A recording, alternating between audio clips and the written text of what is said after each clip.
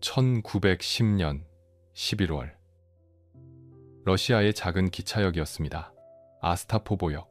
아무도 기억하지 못할 이름이었고 지도에서 찾기조차 어려운 곳이었습니다. 하지만 그날 전 세계가 이곳을 주목하고 있었습니다. 역장실에 한 노인이 누워 있었습니다.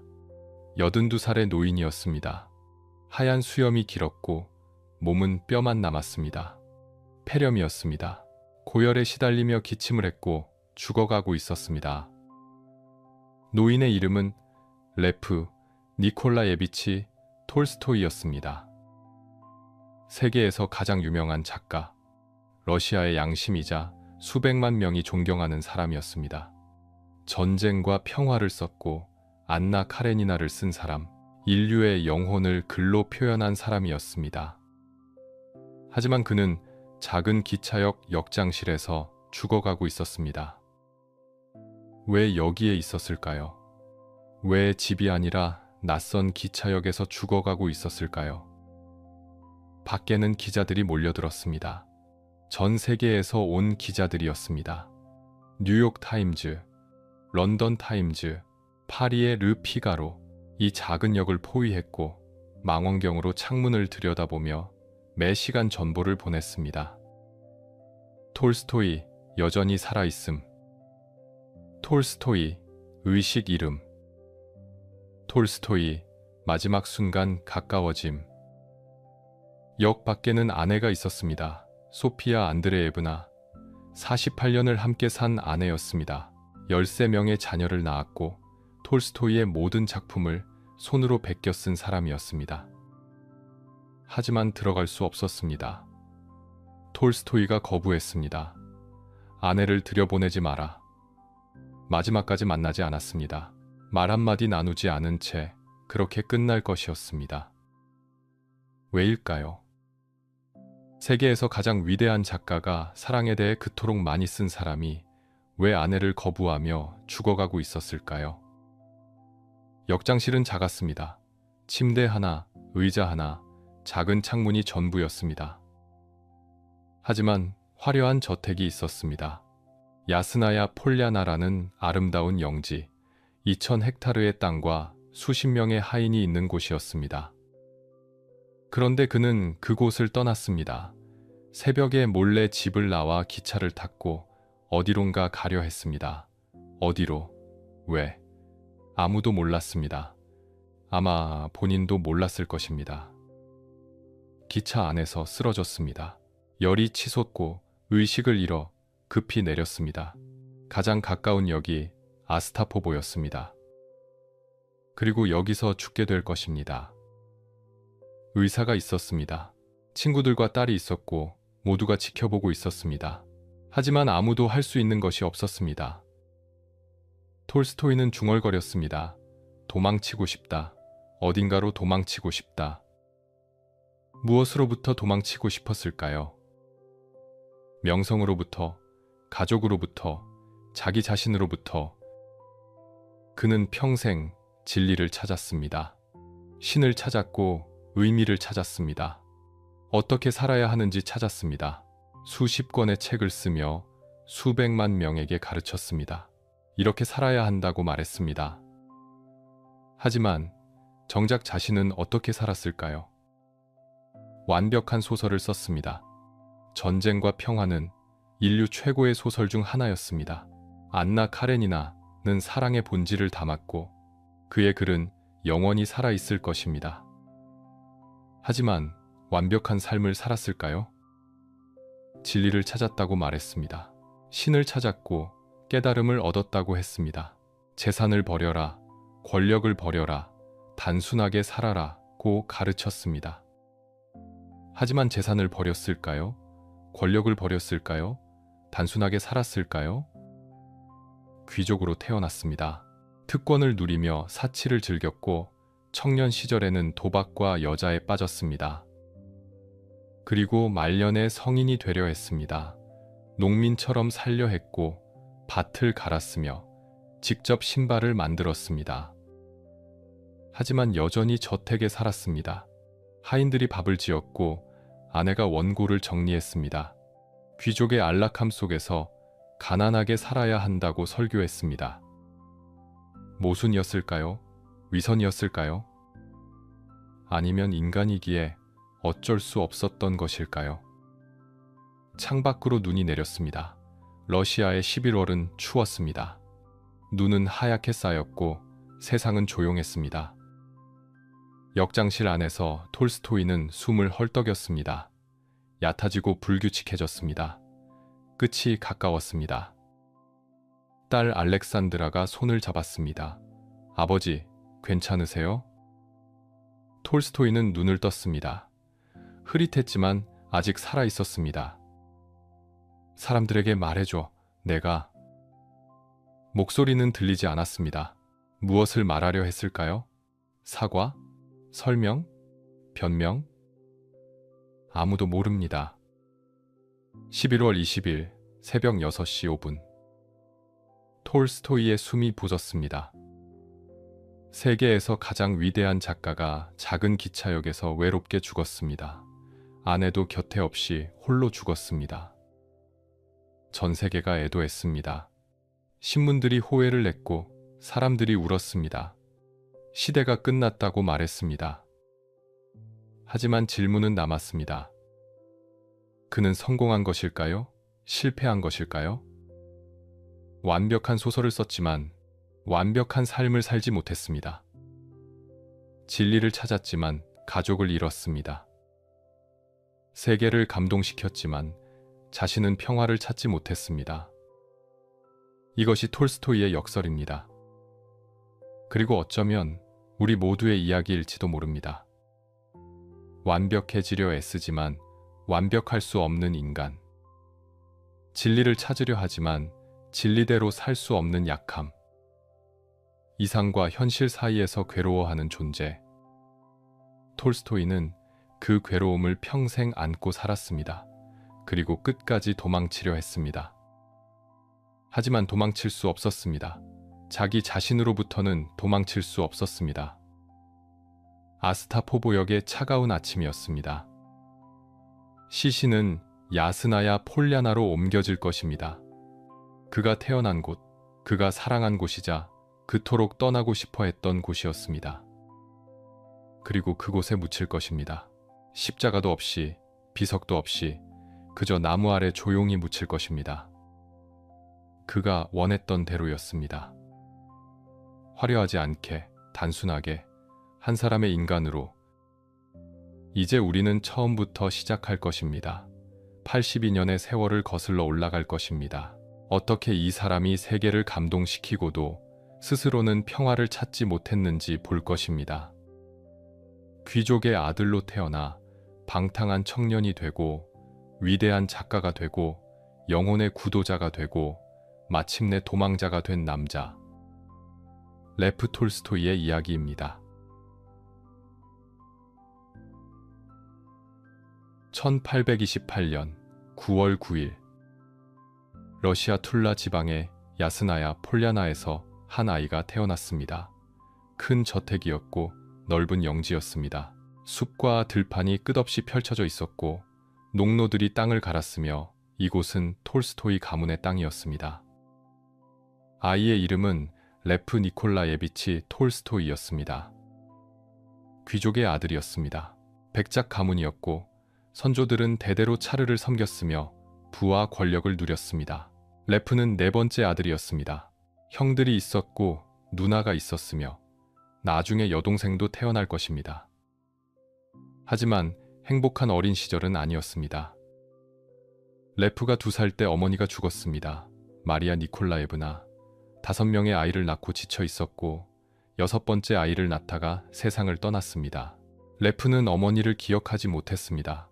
너무 어렸기 때문입니다. 평생 어머니를 그리워했습니다. 본 적도 없는 사람을 그리워했고 상상 속의 어머니를 만들었으며 그녀의 사랑을 갈구했습니다. 9살 때 아버지마저 죽었습니다. 니콜라이 일리치 톨스토이. 빚이 많았고 집안을 제대로 돌보지 못했으며 말을 타고 가다가 길에서 쓰러져 죽었습니다. 갑작스러운 죽음이었습니다. 레프는 고아가 되었습니다.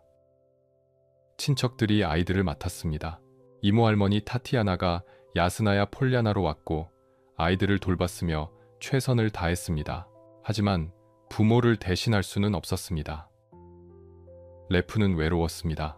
형들은 나이가 많았고 자신들만의 세계가 있었습니다. 레프는 책을 읽었고 숲을 돌아다녔으며 혼자 생각에 잠겼습니다. 그때부터 질문하기 시작했습니다. 왜 사람은 죽는가? 신은 정말 존재하는가? 어떻게 살아야 하는가? 9살 아이에게는 너무 무거운 질문들이었습니다. 하지만 레프는 멈출 수 없었습니다. 답을 찾아야 했고 이해해야 했으며 세상의 의미를 알고 싶었습니다. 16살이 되었습니다. 카잔 대학에 입학했습니다. 동양어학부였습니다. 아랍어와 터키어를 공부했는데 이상한 선택이었지만 레프는 흥미로워했습니다. 다른 문화를, 다른 생각을 배우고 싶었습니다.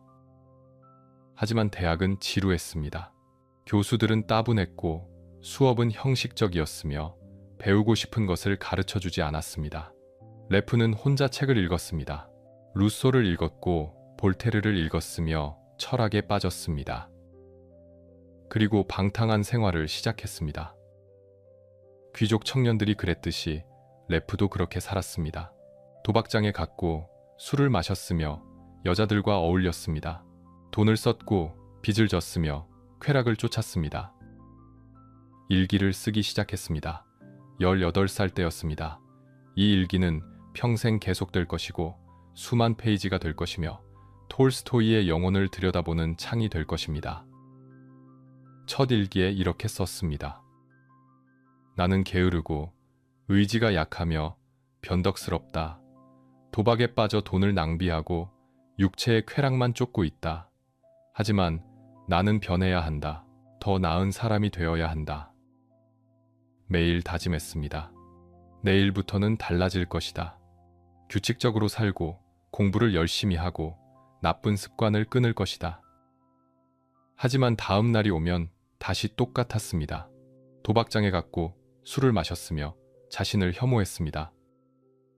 이것이 톨스토이의 평생 패턴이 될 것입니다. 이상을 품고 실천하지 못하고 자신을 질책하는 것, 완벽해지려 애쓰고 실패하고 고통받는 것. 대학을 중퇴했습니다. 20살 때였습니다.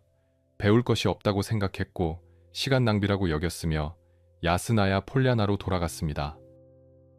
영지를 개혁하려 했습니다. 농노들의 삶을 개선하고 학교를 세우고 더 나은 지주가 되려 했습니다. 하지만 실패했습니다.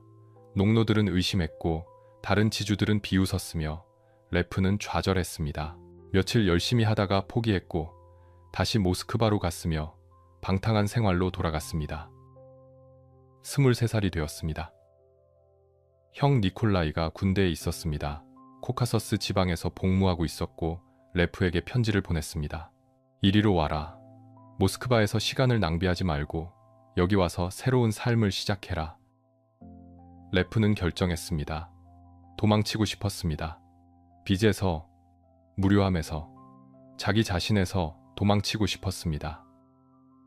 1851년 봄, 코카서스로 떠났습니다. 산이 있고 강이 있는 곳이었습니다. 야생적이고 아름다웠으며 문명에서 멀었습니다.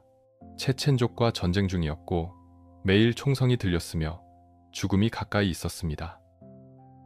레프는 살아있음을 느꼈습니다. 군대에 입대했습니다. 정식 군인은 아니었지만 형의 부대를 따라다녔고 전투에 참여했으며 위험을 겪었습니다. 처음으로 사람이 죽는 것을 봤습니다. 총에 맞아 쓰러지고 피를 흘리고 숨이 끊어지는 것을 목격했습니다. 충격이었습니다. 하지만 동시에 각성이었습니다. 삶이란 무엇인가? 우리는 왜 태어나서 죽는가? 밤에 텐트에 앉아 글을 쓰기 시작했습니다. 소설이었습니다. 자전적인 소설, 유년시대라는 제목이었고 어린 시절의 기억을 담았으며 순수함과 상실에 대한 이야기였습니다. 원고를 상트페테르부르크의 잡지사에 보냈습니다. 동시대인이라는 문예지였고 당시 러시아 최고의 잡지였으며 투르게네프 같은 대문호들이 글을 싣는 곳이었습니다. 몇 달 후 답장이 왔습니다. 게재 승인이었습니다. 1852년 9월 유년시대가 출판되었습니다. 익명이었습니다. L, N 이라는 이니셜만 썼는데 평론가들이 극찬했습니다. 새로운 재능의 탄생이다. 놀라운 심리 묘사다. 이 작가는 누구인가? 레프는 기뻤습니다. 처음으로 인정받았고 처음으로 자신의 재능을 확인했으며 작가가 될 수 있다는 가능성을 보았습니다. 하지만 여전히 군인이었습니다. 1853년 크림 전쟁이 시작되었습니다. 러시아 대 영국, 프랑스, 오스만 제국의 전쟁이었습니다. 레프는 지원했고 크림반도로 갔으며 세바스토폴 요새로 배치되었습니다. 지옥이었습니다. 11개월간 포위되었습니다. 연합군이 도시를 둘러싸고 매일 포격했으며 건물이 무너지고 사람이 죽어갔습니다. 레프는 최전방 포대에서 복무했고 죽음이 일상이었으며 공포 속에서 살았습니다. 하지만 글을 계속 썼습니다. 세바스토폴 이야기를 썼습니다. 전쟁의 참상을 있는 그대로 묘사했습니다. 영웅적이지 않았고 미화하지 않았으며 그저 현실을 보여주었습니다. 공포, 고통, 무의미한 죽음들을 썼습니다. 상트페테르부르크로 보냈고 잡지에 실렸으며 엄청난 반향을 일으켰습니다. 차르 알렉산드르 2세도 읽었고 감동했으며 이 젊은 장교를 보호하라고 명령했습니다. 레프 톨스토이의 이름이 러시아 전역에 알려졌습니다. 1855년 세바스토폴이 함락되었습니다. 전쟁은 끝났고 러시아는 패배했으며 레프는 살아남았습니다. 27살이었습니다. 군대를 떠났습니다. 상트페테르부르크로 갔고 문인들의 환영을 받았으며 유명 작가가 되었습니다. 투르게네프를 만났고 곤차로프를 만났으며 문학계의 별이 되었습니다. 하지만 편안하지 않았습니다. 문인들은 그를 천재라고 불렀지만 레프는 공허했습니다. 파티에 갔고 칭찬을 들었지만 의미를 느끼지 못했습니다. 이게 다인가? 이게 내가 원하던 것인가? 다시 방황이 시작되었습니다. 도박을 했고 돈을 잃었으며 야스나야 폴리아나의 일부를 팔아야 했습니다. 여자들과 관계를 맺었고 죄책감을 느꼈으며 일기에 자신을 저주했습니다. 나는 역겹다. 재능은 있지만 영혼이 없다. 명성은 있지만 목적이 없다. 살아있지만 죽은 것 같다. 1857년 유럽 여행을 떠났습니다. 파리에 갔고 스위스에 갔으며 독일에 갔습니다. 문화를 보고 사람들을 만나고 새로운 사상을 접했습니다. 하지만 실망했습니다. 유럽도 답을 주지 못했고 서구 문명도 공허했으며 여전히 길을 찾지 못했습니다. 러시아로 돌아왔습니다. 야스나야 폴리아나로 돌아가 학교를 세웠습니다. 농민 자녀들을 위한 무료 학교였습니다. 직접 가르쳤고 새로운 교육법을 시도했으며 열정을 쏟았습니다. 이것이다. 이것이 내가 할 일이다. 농민들을 교육하고 그들의 삶을 바꾸고 진짜 의미 있는 일을 하는 것이다. 몇 년간 계속했습니다. 하지만 결과는 미미했고 농민들은 변하지 않았으며 레프는 다시 좌절했습니다. 30을 넘겼습니다. 여전히 방황하고 있었고 여전히 답을 찾지 못했으며 여전히 완벽해지려 애쓰고 실패하고 있었습니다. 하지만 한 가지는 확실해졌습니다. 글을 쓸 때만 살아있다는 것, 글을 쓸 때만 의미를 느낀다는 것, 그리고 언젠가 위대한 작품을 쓸 것이라는 확신이었습니다. 아직은 아니었습니다. 아직 준비되지 않았고 아직 충분히 살지 못했으며 아직 충분히 고통받지 못했습니다. 하지만 때가 올 것입니다. 그리고 그때 레프 톨스토이는 인류 역사상 가장 위대한 소설을 쓰게 될 것입니다.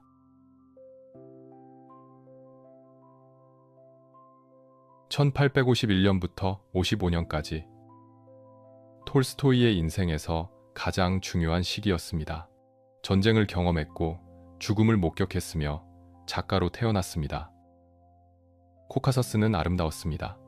눈 덮인 산봉우리들이 하늘을 찔렀고 계곡에는 강물이 흐르며 숲은 깊고 울창했습니다. 하지만 동시에 위험한 곳이었습니다. 러시아는 이 지역을 정복하려 했습니다. 체첸족과 다게스탄 부족들이 저항했고 매일 전투가 벌어졌으며 양쪽 모두 잔인했습니다. 톨스토이는 처음에 관찰자였습니다. 형 니콜라이의 포병 부대를 따라다니며 전투를 지켜봤고 위험하지만 매력적이라고 느꼈습니다. 살아있다는 느낌, 모스크바의 무료함과는 완전히 달랐습니다. 체첸 마을을 습격하는 것을 봤습니다. 러시아 군대가 들이닥쳤고 집들을 불태웠으며 남자들을 죽이고 여자들을 끌고 갔습니다. 톨스토이는 충격받았습니다. 이것이 전쟁인가? 이것이 우리가 하는 일인가? 장교들은 당연하다는 듯 말했습니다. 그들은 야만인이다. 문명화시켜야 한다. 하지만 톨스토이는 의문을 품었습니다. 우리가 문명인인가? 우리가 하는 짓이 야만적이지 않은가? 그때부터 권력과 폭력에 대해 생각하기 시작했습니다. 밤에는 글을 썼습니다. 텐트 안에서 촛불을 켜고 종이를 펼쳤습니다. 유년 시대를 완성했고 상트페테르부르크로 보냈으며 답장을 기다렸습니다. 낮에는 사냥을 하고 술을 마셨습니다. 여전히 도박을 했고 여전히 돈을 잃었으며 여전히 자신을 혐오했습니다. 코카서스에 와도 변하지 않았습니다. 하지만 하나는 달라졌습니다. 진지하게 글을 쓰기 시작했습니다. 1852년 유년 시대가 출판되었습니다. 성공이었습니다. 24살의 무명 청년이 러시아 문단의 혜성처럼 등장했습니다. 톨스토이는 계속 썼습니다. 소년 시대를 시작했고 코카서스의 이야기들을 썼으며 점점 더 작가가 되어갔습니다. 1853년 크림 전쟁이 발발했습니다. 러시아 대 서유럽 연합. 원인은 복잡했지만 결국 권력 싸움이었습니다. 흑해의 지배권, 오스만 제국에 대한 영향력, 제국들의 이익 다툼이었습니다. 톨스토이는 지원했습니다. 왜일까요?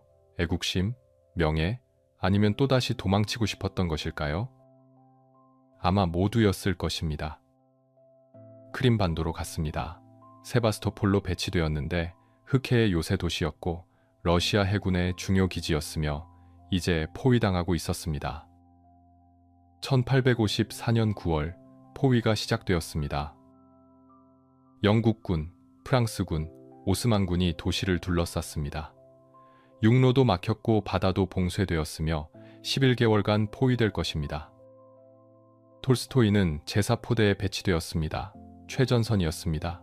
적의 참호가 불과 몇백 미터 앞에 있었고 매일 포격이 있었으며 죽음이 일상이었습니다. 처음 며칠은 두려웠습니다. 포탄이 날아오는 소리에 몸을 웅크렸고 폭발할 때마다 심장이 뛰었으며 죽을까봐 무서웠습니다. 하지만 익숙해졌습니다. 인간은 무엇에나 익숙해집니다. 심지어 죽음에도 익숙해집니다. 톨스토이는 포격 중에도 차를 마셨고 농담을 했으며 밤에는 글을 썼습니다. 옆 전우가 죽었습니다. 함께 있다가 포탄이 떨어졌고 그 친구는 날아갔으며 시체 조각들이 흩어졌습니다. 톨스토이는 멍하니 서 있었습니다. 조금만 더 가까웠다면 나였을 것이다. 그날 밤 일기에 썼습니다. 운이다. 그저 운일 뿐이다. 살아남는 것과 죽는 것 사이에 아무런 의미가 없다. 포탄이 어디 떨어지느냐의 문제일 뿐이다. 하지만 동시에 이렇게도 썼습니다. 나는 살아있다. 지금 이 순간 살아있다. 그것만으로도 감사해야 한다. 전쟁의 모든 것을 관찰했습니다. 용감한 병사들도 봤고 비겁한 장교들도 봤습니다. 영웅적인 희생도 봤고 무의미한 죽음도 봤습니다. 선전과 현실의 괴리를 봤습니다. 신문에서는 영광스러운 수비라고 썼습니다. 하지만 현장에서는 혼란과 공포였고 무능한 지위였으며 쓸모없는 희생이었습니다.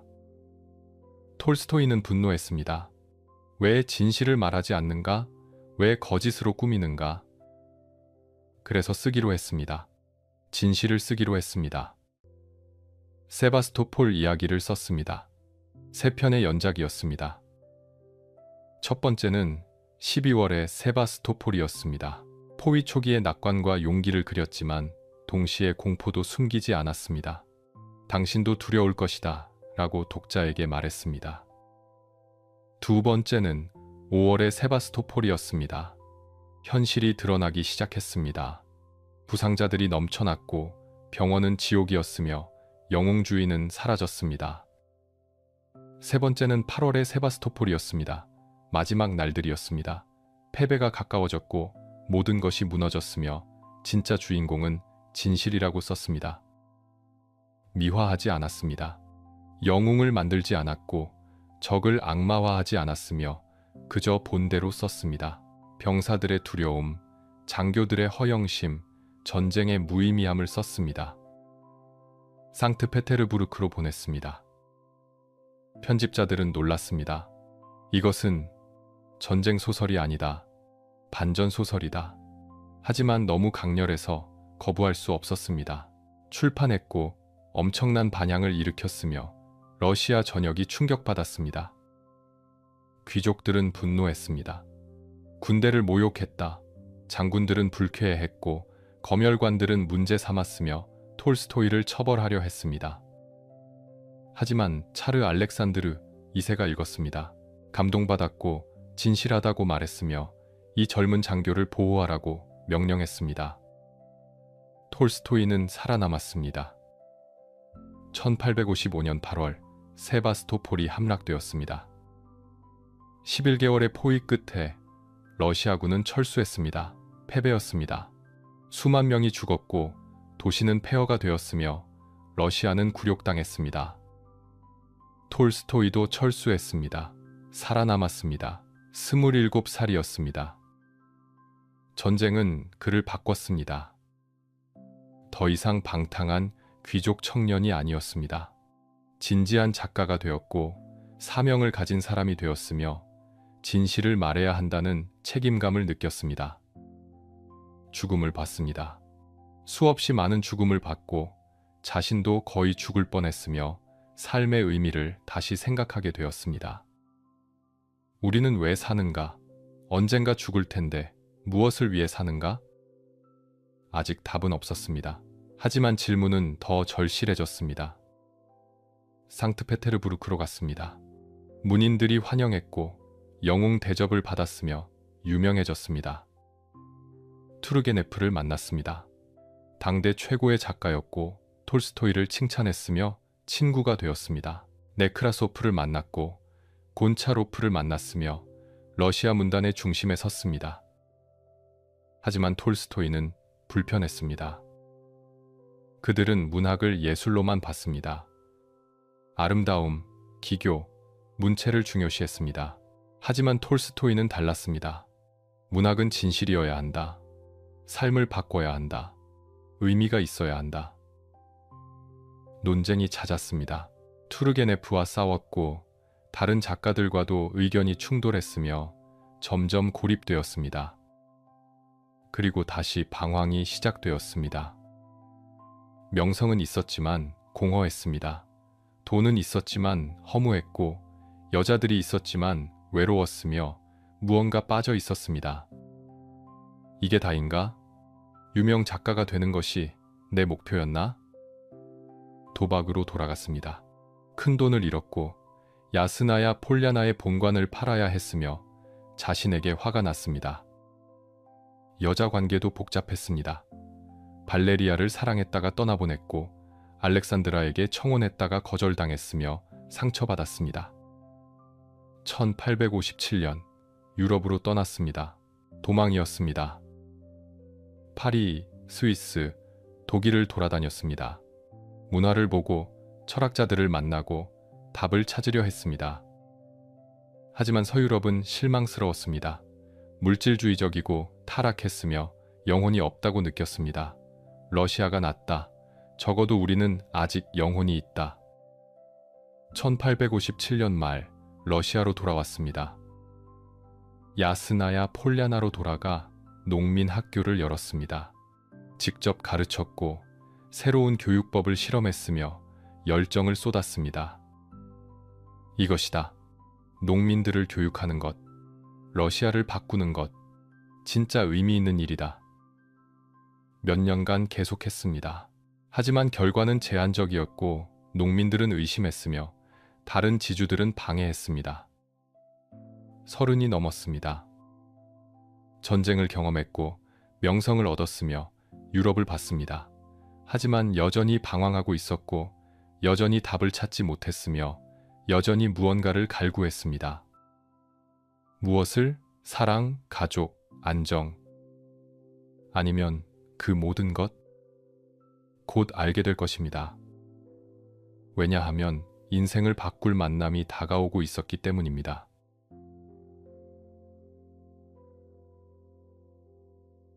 (1862년) 가을 34세 톨스토이는 결혼을 결심했습니다. 이유는 여러 가지였습니다. 외로움, 안정에 대한 갈망, 가정을 꾸리고 싶은 욕구, 하지만 무엇보다 정상적인 삶을 살고 싶었습니다. 방황을 멈추고 정착하고 진지하게 글을 쓰고 싶었습니다. 모스크바의 베르스 가문을 방문했습니다. 오래된 친구의 가족이었고 딸들이 셋 있었으며 톨스토이는 리자를 눈여겨봤습니다. 둘째 딸이었고 교양 있었으며 아름다웠습니다. 하지만 마음이 바뀌었습니다. 막내딸 소피아를 보았습니다. 18살이었고 생기발랄했으며 똑똑하고 열정적이었습니다. 톨스토이보다 16살 어렸지만 뭔가 끌렸습니다. 소피아도 톨스토이를 동경했습니다. 유명한 작가였고 전쟁 영웅이었으며 카리스마가 있었습니다. 어릴 때부터 톨스토이의 글을 읽었고 그를 이상적인 남자로 생각했으며 사랑에 빠졌습니다. 구애는 빨랐습니다. 몇 주 만에 청혼했고 소피아는 받아들였으며 가족들은 축복했습니다. 하지만 결혼 전 톨스토이는 이상한 일을 했습니다. 자신의 일기를 소피아에게 보여준 것입니다. 모든 일기를요. 과거의 방탕한 생활, 도박, 여자들, 추잡한 생각들까지 전부 보여줬습니다. 내가 어떤 사람인지 알아야 한다. 내 과거를 알고도 나와 결혼하겠다면 진짜 결혼이 될 것이다. 소피아는 읽었습니다. 충격받았고 울었으며 상처받았습니다. 하지만 사랑했습니다. 과거는 과거다. 지금부터가 중요하다. 1862년 9월 23일 결혼했습니다. 야스나야 폴야나로 신혼여행을 갔습니다. 아니, 신혼여행이 아니라 그곳에서 살기 위해 갔습니다. 소피아는 모스크바를 떠나 시골로 왔고 새로운 삶을 시작했으며 톨스토이의 아내가 되었습니다. 처음에는 행복했습니다. 톨스토이는 글을 쓰기 시작했습니다. 오랫동안 구상해온 대작, 러시아의 역사, 사랑, 전쟁, 삶의 의미를 담은 소설이었습니다. 소피아는 내조했습니다. 악필로 유명한 톨스토이의 원고를 밤새 해독해 베꼈었고 집안을 관리했으며 톨스토이가 글쓰기에 집중할 수 있도록 모든 것을 돌봤습니다. 아이들이 태어나기 시작했습니다. 세르게이가 태어났고 타티아나가 태어났으며 계속해서 아이들이 늘어갔습니다. 결국 13명을 낳을 것입니다. 8명이 살아남을 것이고 5명은 어려서 죽을 것입니다. 소피아는 지쳤습니다. 임신, 출산, 육아가 끝없이 반복되었고 젊음이 사라져갔으며 몸과 마음이 지쳐갔습니다. 하지만 톨스토이의 원고를 베꼈었습니다. 손으로 일일이 베꼈었는데 톨스토이는 고치고 또 고쳤습니다. 같은 장면을 수십 번 다시 썼고 소피아는 수십 번 다시 베꼈으며 불평하지 않았습니다. 당신의 책은 위대할 것이다. 나는 그것을 믿는다. 1869년 마침내 완성되었습니다. 전쟁과 평화였습니다. 6년간 쓴 책이었고 4,000페이지가 넘는 대작이었으며 500명이 넘는 등장인물이 나왔습니다. 나폴레옹 전쟁 시대의 러시아를 배경으로 했고 귀족 가문들의 이야기를 담았으며 전쟁과 평화, 사랑과 죽음, 역사와 개인의 운명에 대한 이야기였습니다. 출판되자마자 폭발적인 반응이었습니다. 평론가들이 극찬했습니다. 러시아 문학의 정점이다. 이런 소설은 처음이다. 톨스토이는 천재다.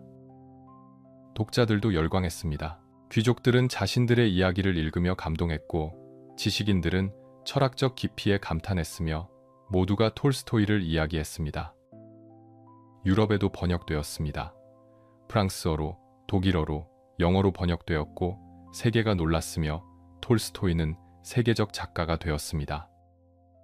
하지만 톨스토이는 만족하지 않았습니다. 이것으로 충분한가? 좋은 소설 하나 쓴 것으로 만족해야 하는가? 더 쓰고 싶었습니다. 더 깊이, 더 진실하게, 더 의미 있게 쓰고 싶었습니다. 1873년 새로운 소설을 시작했습니다. 현대 러시아 사회에 대한 이야기였습니다. 간통, 사랑, 도덕, 위선에 대한 이야기. 안나라는 여자의 비극을 통해 사회를 해부하려 했습니다. 4년간 썼습니다. 소피아는 또다시 베꼈었고 톨스토이는 고치고 또 고쳤으며 완벽을 추구했습니다. 1877년 안나 카레니나가 완성되었습니다. 걸작이었습니다. 전쟁과 평화와는 다른 방식으로 위대했습니다. 더 집중되어 있었고 더 심리적이었으며 인간의 내면을 파고들었습니다. 안나의 비극, 사랑을 위해 모든 것을 버렸지만 결국 파멸한 여자, 사회의 위선, 도덕의 이중잣대, 여성의 처지를 그렸습니다. 하지만 그것만이 아니었습니다. 레빈이라는 인물도 있었습니다. 톨스토이 자신의 분신이었고 삶의 의미를 찾는 사람이었으며 질문하고 방황하는 구도자였습니다. 책의 마지막에서 레빈은 깨달음을 얻습니다. 선을 행하며 살아야 한다. 그것이 답이다. 출판되자 또다시 엄청난 반응이었습니다. 도스토이스키가 극찬했습니다. 완벽한 예술 작품이다. 투르게네프도 인정했고 전 세계가 감탄했으며 톨스토이는 확고부동한 대문호가 되었습니다. 49살이었습니다. 두 편의 걸작을 썼습니다. 명성과 부를 얻었고 가족이 있었으며 모든 것을 가진 것처럼 보였습니다. 하지만 행복하지 않았습니다. 집안은 평화롭지 않았습니다.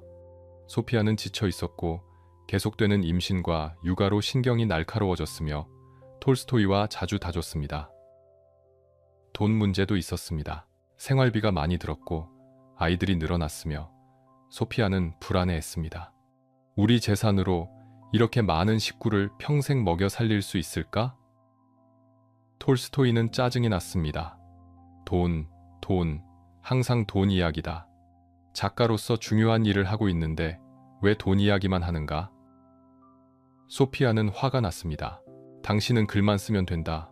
하지만 나는 아이들을 키우고 집안을 꾸리고 당신 원고를 베끼고 모든 현실적인 일을 다 해야 한다. 둘 다 옳았습니다. 둘 다 고통스러웠고 둘 다 상대를 이해하지 못했으며 거리가 생기기 시작했습니다. 그리고 톨스토이에게 위기가 찾아왔습니다. 50살 무렵이었습니다. 모든 것을 이룬 나이. 하지만 갑자기 모든 것이 무의미하게 느껴졌습니다. 내가 왜 사는가? 이렇게 살아서 무엇이 남는가? 결국 죽을 텐데 무슨 의미가 있는가? 우울증에 빠졌습니다. 아침에 일어나기 싫었고 글을 쓸 수 없었으며 모든 것이 공허했습니다. 심지어 자살을 생각했습니다. 밧줄을 치웠습니다. 자신이 목을 맬까봐 무서워서 밧줄을 집에서 치웠습니다. 사냥을 그만뒀습니다. 총이 있으면 쏠까봐 무서워서 사냥을 그만뒀습니다. 소피아는 걱정했습니다. 당신 무슨 일이 있는 거예요? 왜 이러는 거예요? 톨스토이는 대답할 수 없었습니다. 자신도 이해할 수 없었습니다. 나는 성공했다. 모든 것을 가졌다. 그런데 왜 이렇게 공허한가?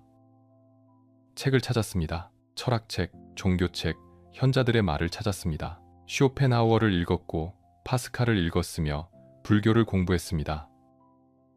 농민들을 관찰했습니다. 그들은 가난하다. 교육도 없고 문화도 없다. 하지만 행복해 보인다. 왜일까? 답을 찾기 시작했습니다. 절박하게, 미친 듯이 답을 찾았습니다. 그리고 찾았다고 믿었습니다. 신이었습니다. 아니, 정확히는 예수의 가르침이었습니다. 사랑, 비폭력, 단순한 삶, 그것이 답이라고 확신했습니다.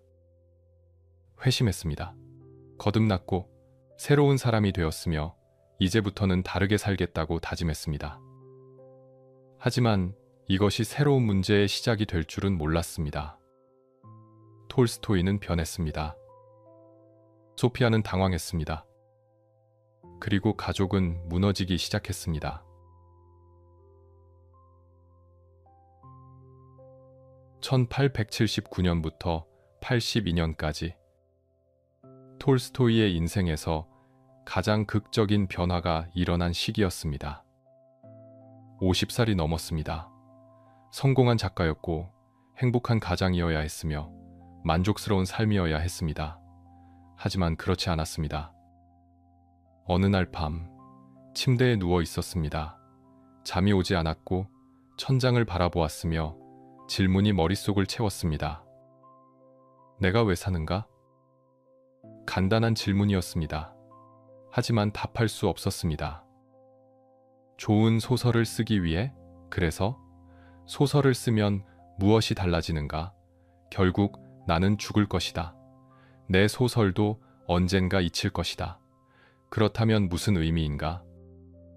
가족을 위해? 하지만 가족도 죽을 것이다. 내 자식들도 죽고 그들의 자식들도 죽고 결국 모든 것이 사라질 것이다. 그렇다면 대체 왜 사는가? 공포가 밀려왔습니다. 실존적 공포였고 무의미함에 대한 공포였으며 죽음에 대한 공포였습니다. 자살을 생각했습니다. 진지하게 생각했습니다.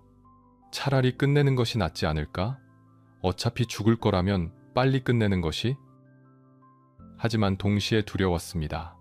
죽는 것도 무서웠고 사는 것도 무서웠으며 갇혀 있는 것 같았습니다. 밧줄을 치웠습니다.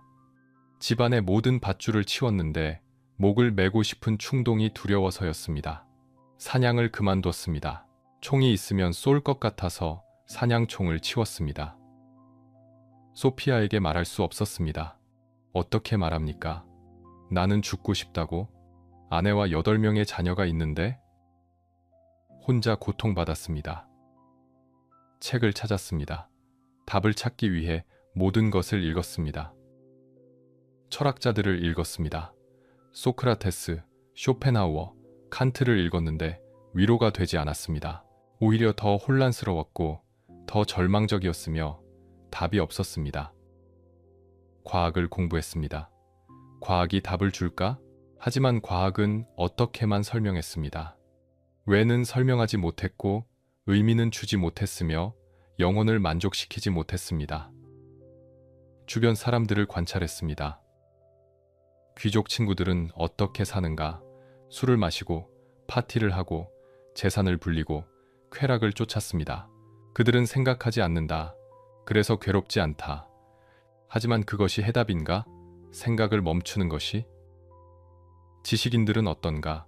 예술을 논하고 정치를 토론하고 명성을 추구했습니다. 하지만 그것도 결국 헛된 것이다. 죽으면 끝이다. 그런데 농민들이 보였습니다. 가난했습니다. 교육도 없고 문화도 없고 고된 노동만 했습니다. 하지만 평온해 보였습니다. 불평하지 않았고 절망하지 않았으며 살아갔습니다. 왜일까요? 톨스토이는 농민들과 대화를 나눴습니다. 당신은 왜 삽니까? 농민은 이상한 표정으로 대답했습니다. 신께서 살라고 하셨으니까요. 그게 다입니까? 그게 답니다. 신의 뜻대로 사는 것입니다. 톨스토이는 놀랐습니다. 이렇게 간단한 답이, 하지만 농민은 진심이었고 평화로워 보였으며 확신에 차 있었습니다. 종교로 돌아갔습니다. 어릴 때는 믿었습니다. 하지만 자라면서 회의적이 되었고 지식인이 되면서 종교를 미신으로 여겼으며 신을 부정했습니다. 이제 다시 돌아왔습니다. 절박했습니다. 신이 있다면, 의미가 있다면, 죽음 너머에 무언가 있다면? 정교회 교회에 갔습니다. 예배에 참석했고 기도를 했으며 믿으려 애썼습니다.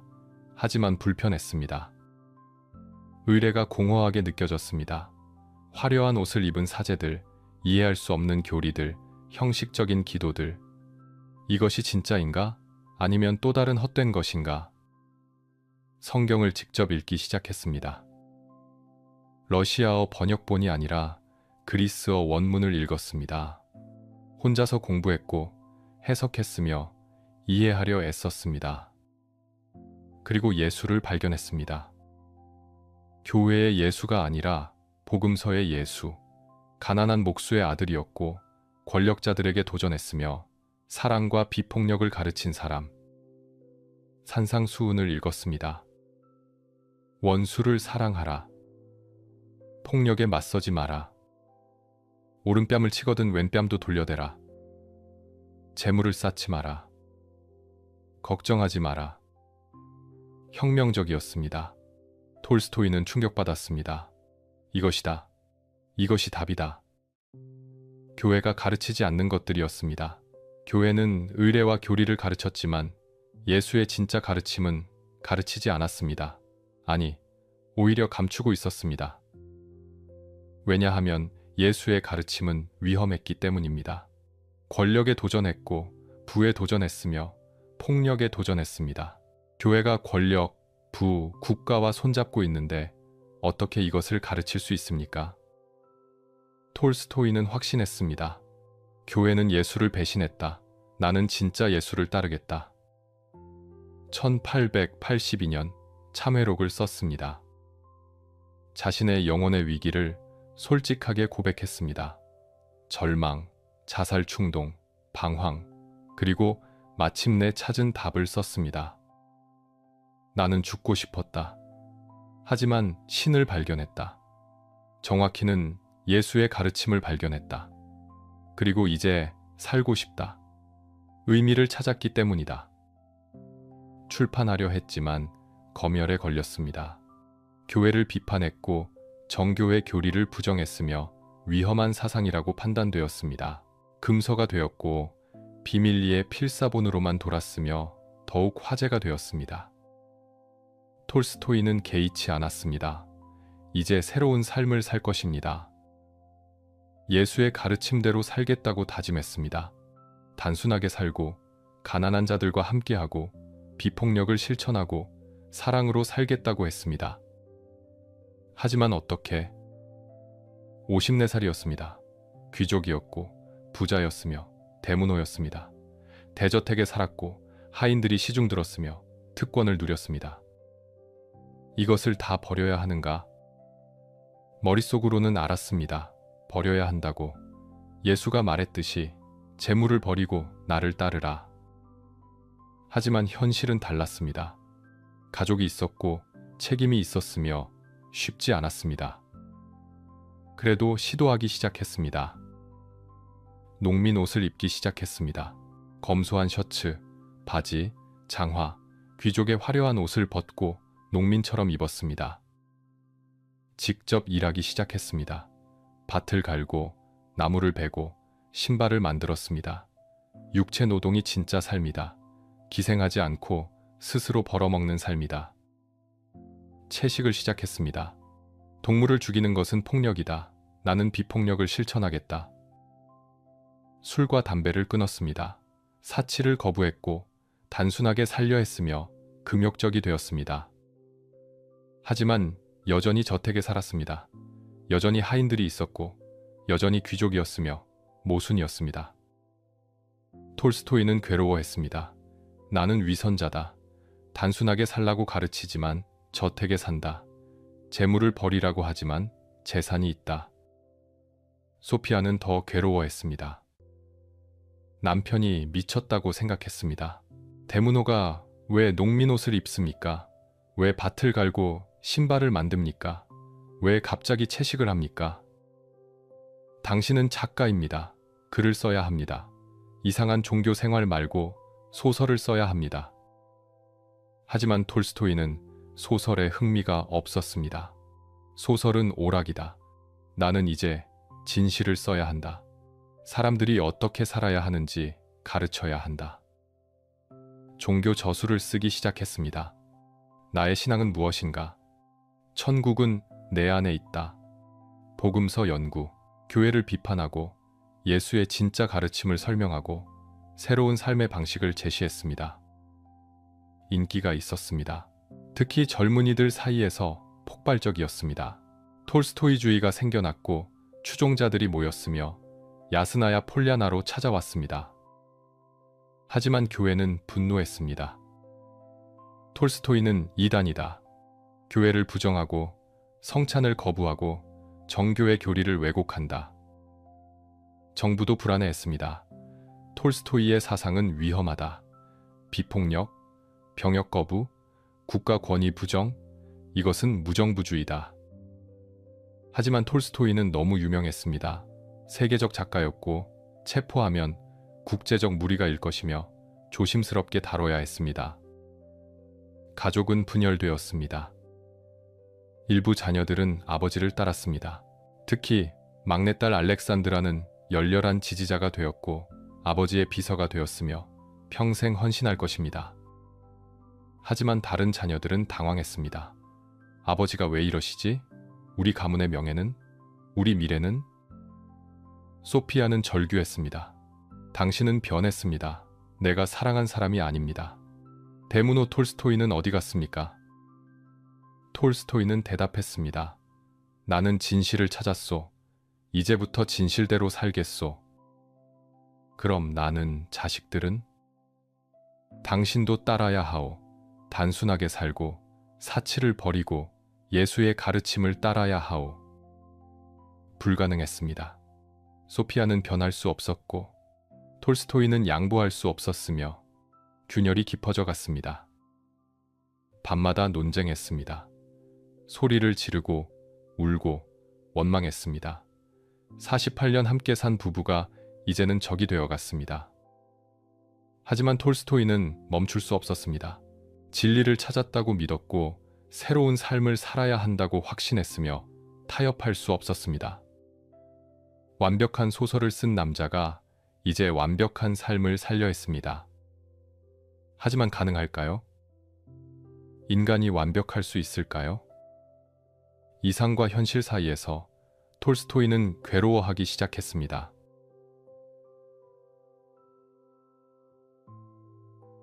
(1880년대) 톨스토이는 이제 종교 사상가였습니다. 작가보다는 선지자에 가까웠고 소설보다는 설교를 썼으며 세상을 바꾸려 했습니다. 톨스토이주의가 확산되었습니다. 핵심은 5가지였습니다. 첫째, 비폭력. 악의 폭력으로 맞서지 마라. 원수를 사랑하라. 둘째, 검소한 삶. 재물을 쌓지 마라. 단순하게 살아라. 셋째, 육체노동. 노동하지 않는 자는 먹지도 마라. 스스로 벌어먹어라. 넷째, 교회 거부. 의례와 성사는 헛된 것이다.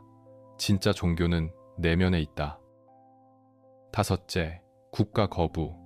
국가는 폭력기구다. 병역을 거부하라. 세금을 거부하라. 혁명적이었습니다.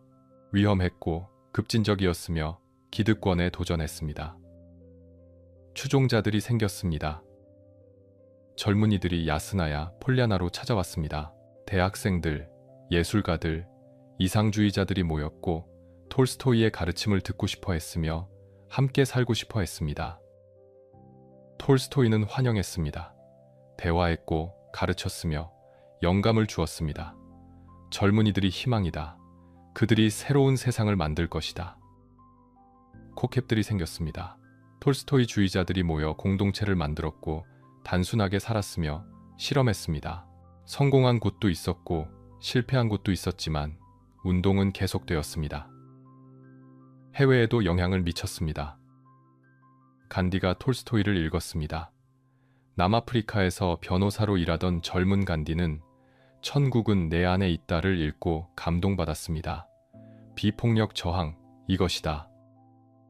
편지를 주고받았습니다. 톨스토이와 간디가 서신을 교환했고 서로 격려했으며 사상을 나눴습니다.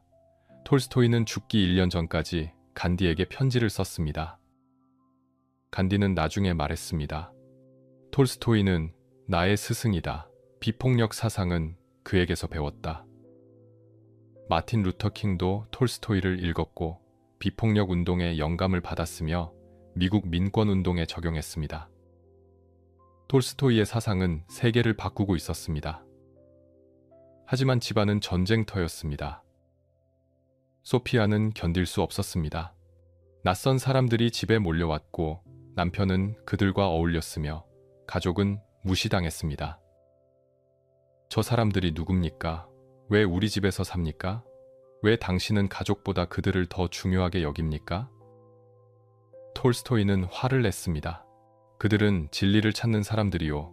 가족이고 뭐고 중요한 게 아니오. 영혼의 구원이 중요하오.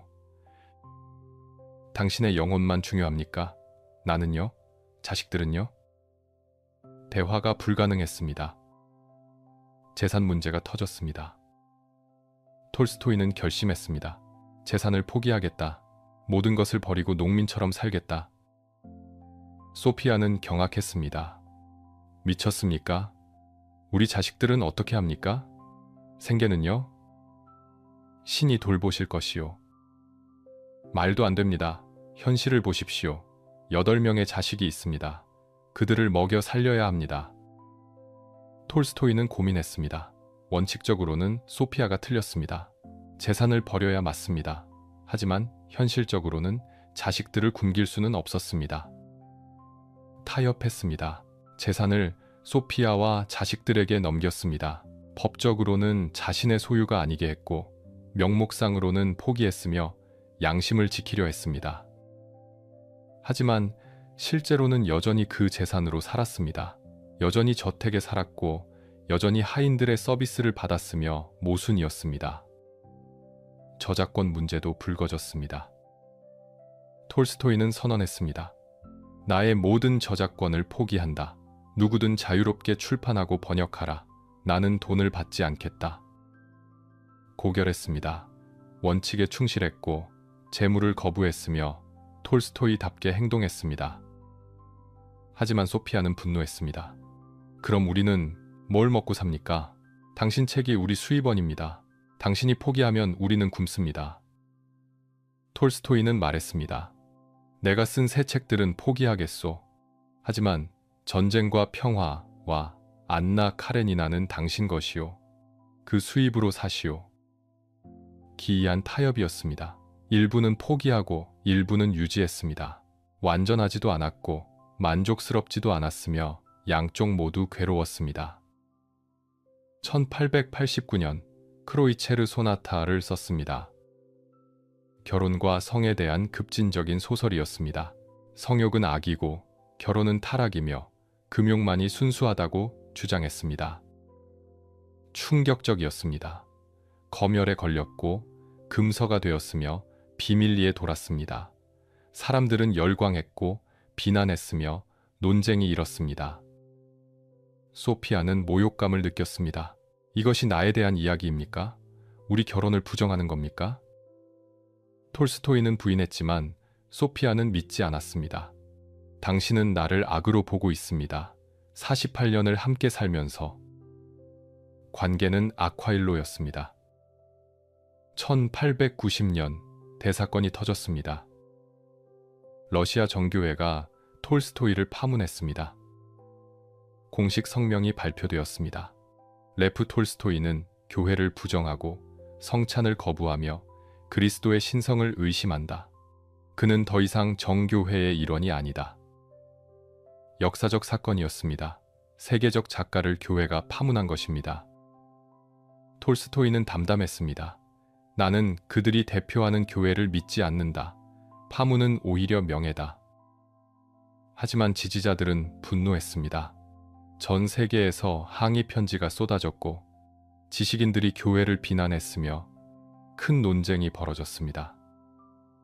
정부는 조심스러웠습니다. 체포할 수도 없었고 추방할 수도 없었으며 그저 감시만 했습니다. 경찰이 야스나야, 폴리아나 주변을 맴돌았고 편지를 검열했으며 방문객을 기록했습니다. 톨스토이는 개의치 않았습니다. 계속 썼고 계속 가르쳤으며 계속 싸웠습니다. 기근이 일어났습니다. 1891년부터 92년까지 대기근이 러시아를 덮쳤습니다. 수백만 명이 굶주렸고 정부는 무능했으며 참사였습니다. 톨스토이는 행동했습니다. 63살의 노인이 구호 활동에 뛰어들었습니다. 기부금을 모았고 구호소를 열었으며 직접 음식을 나눠줬습니다.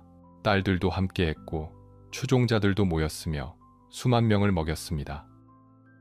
정부는 불편해했습니다. 톨스토이가 영웅이 되고 있다. 정부보다 그가 더 많은 일을 하고 있다. 하지만 막을 수 없었습니다. 세계가 지켜보고 있었고 톨스토이는 너무 유명했으며 조심스럽게 다뤄야 했습니다. 60대가 되었습니다. 늙었습니다. 수염이 하얗게 새었고 몸이 약해졌으며 건강이 나빠졌습니다. 하지만 정신은 여전히 날카로웠고 의지는 꺾이지 않았으며 계속 싸웠습니다.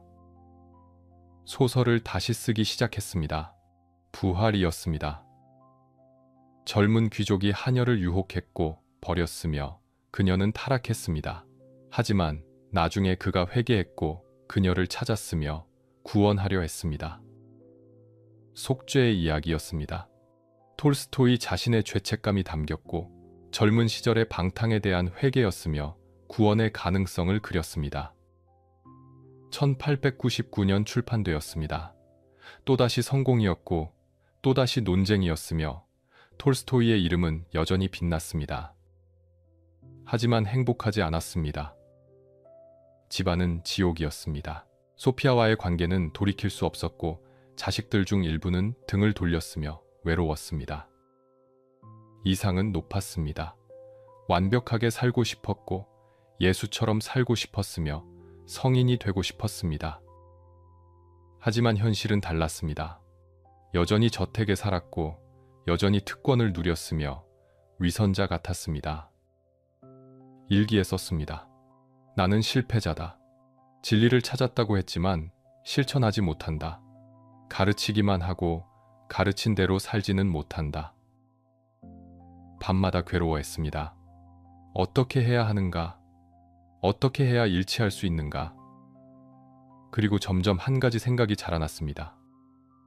떠나야 한다. 이 모든 것을 버리고 떠나야 한다. 어디로? 몰랐습니다.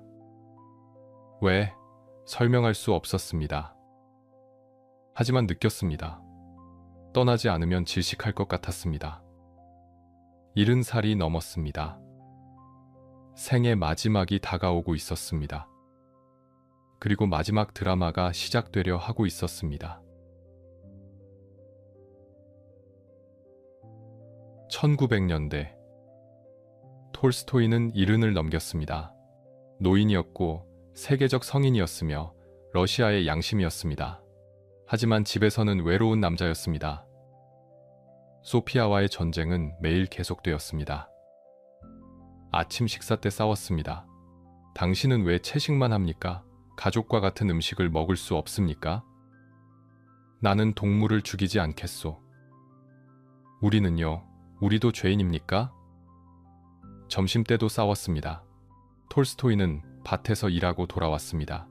땀에 젖은 농민 옷을 입고 있었고 소피아는 역겨워했습니다. 대문호가 왜 밭일을 합니까? 체면이 없습니까? 육체노동이 진짜 삶이오. 말도 안 됩니다. 당신은 작가입니다. 글을 써야지 밭을 갈면 어떡합니까? 저녁에는 방문객 문제로 싸웠습니다. 추종자들이 저녁 식사에 참여했고 톨스토이와 토론했으며 소피아는 소외감을 느꼈습니다. 저 사람들이 또 왔습니까? 우리 집이 여관입니까? 그들은 손님이요. 환대해야 하오. 손님은 떠나야 합니다. 하지만 저들은 눌러앉습니다. 밤마다 일기를 썼습니다. 톨스토이도 소피아도 일기를 썼습니다. 서로에 대한 원망을 썼고 분노를 토해냈으며 상처를 기록했습니다. 톨스토이는 썼습니다. 소피아는 물질주의자다. 돈과 재산만 중요하게 여긴다. 영혼은 없다. 소피아는 썼습니다. 남편은 미쳤다. 성인 흉내를 내지만 위선자다. 가족을 버리면서 인류를 사랑한다고 한다. 둘 다 옳았습니다. 둘 다 고통스러웠고 둘 다 상대를 이해하지 못했으며 48년 결혼 생활이 무너지고 있었습니다. 하지만 가장 큰 전쟁은 일기 때문이었습니다. 톨스토이는 새로운 일기를 쓰기 시작했습니다. 비밀 일기였습니다. 소피아가 읽지 못하게 숨겼고 가장 솔직한 생각을 썼으며 진짜 마음을 담았습니다. 소피아는 알았습니다. 남편이 비밀 일기를 쓰고 있다. 나에게서 뭔가를 숨기고 있다. 의심이 시작되었습니다. 무엇을 쓰고 있을까? 나에 대한 나쁜 말? 아니면 유언? 재산 처분 계획? 찾으려 했습니다. 서재를 뒤졌고 서랍을 열었으며 필사적으로 찾았습니다. 하지만 톨스토이가 더 잘 숨겼습니다. 집착이 되었습니다. 소피아는 밤에 남편을 미행했고 어디 가는지 지켜봤으며 감시했습니다. 신경쇠약 증세가 나타났고 히스테리를 부렸으며 정신이 불안정해졌습니다. 톨스토이는 답답했습니다. 감옥에 사는 것 같다. 매일 감시당하고 의심받고 자유가 없다. 유언장 문제가 불거졌습니다. 1900년 톨스토이는 결심했습니다. 내 저작권을 누구도 상속받지 못하게 하겠다. 공공의 것으로 만들겠다. 체르트코프라는 제자가 있었습니다. 톨스토이의 가장 열렬한 추종자였고 비서였으며 영향력이 컸습니다. 톨스토이는 그를 신뢰했고 유언 집행자로 지목했으며 모든 것을 맡겼습니다. 소피아는 경악했습니다. 체르트코프, 저 사람이 무슨 권리로 우리 가족 일에 개입합니까? 그는 내 뜻을 이해하는 유일한 사람이요. 자식들은요? 48년 함께 산 아내는요? 당신들은 재산만 중요하게 여기오. 체르트코프는 원칙을 이해하오. 배신감이었습니다. 소피아는 평생 톨스토이를 도왔습니다. 13명의 아이를 낳았고 원고를 베꼈었으며 모든 것을 희생했습니다. 그런데 이제 낯선 사람이 모든 것을 가져간다. 저작권을 포기하면 우리는 어떻게 삽니까? 자식들은요? 전쟁과 평화와 안나 카레니나는 당신 것이라고 했소. 그것으로 충분하오. 충분하지 않습니다. 당신의 새 작품들도 수입이 있어야 합니다. 타협은 없었습니다. 톨스토이는 원칙을 굽히지 않았고 소피아는 현실을 무시할 수 없었으며 평행선이었습니다. 1909년 상황이 악화되었습니다. 소피아가 자살 소동을 벌였습니다. 연못에 뛰어들었고 사람들이 구했으며 히스테리를 부렸습니다. 차라리 죽겠어요. 이렇게 사느니 죽는 게 낫습니다. 톨스토이는 냉정했습니다. 연극이다. 관심을 끌려는 연극일 뿐이다. 잔인했을까요? 아니면 맞았을까요? 아마 둘 다였을 것입니다. 소피아는 정말로 고통스러웠습니다. 하지만 동시에 남편의 관심을 끌고 싶었고 무언가를 바꾸고 싶었으며 절규였습니다. 의사들이 왔습니다. 소피아를 진찰했고 신경쇠약이라고 진단했으며 약을 처방했습니다. 하지만 약은 소용없었습니다. 병은 몸이 아니라 마음에 있었습니다. 자식들도 분열되었습니다. 막내딸 알렉산드라는 아버지 편이었습니다. 톨스토이주의를 믿었고 아버지의 비서가 되었으며 체르트코프와 협력했습니다.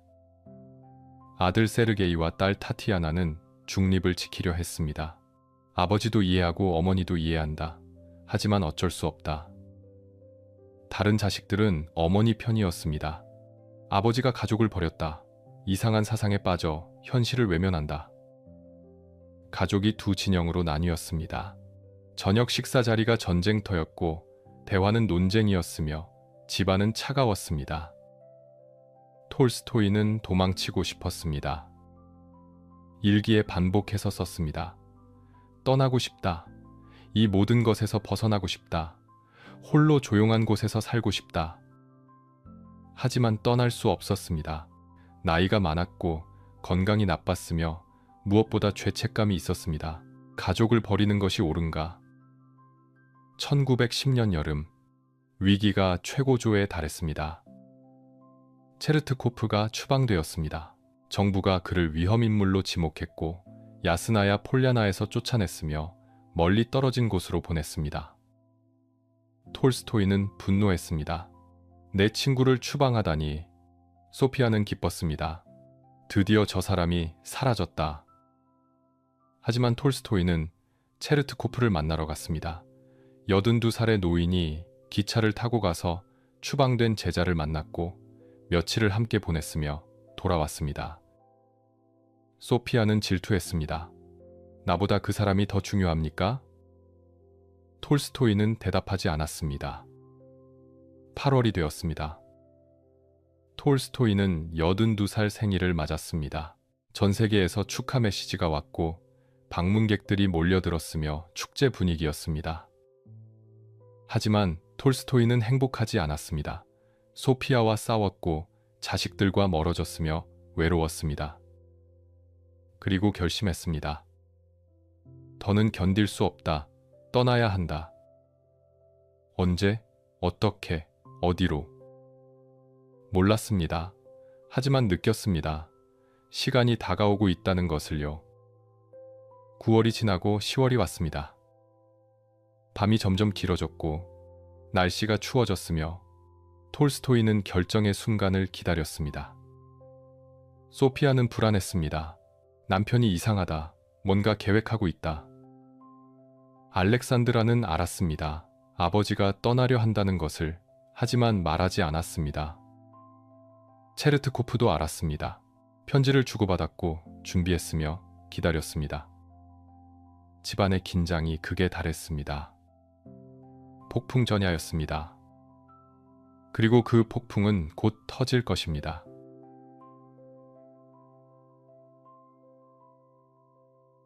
(1900년대) 초반 톨스토이는 80을 넘겼습니다.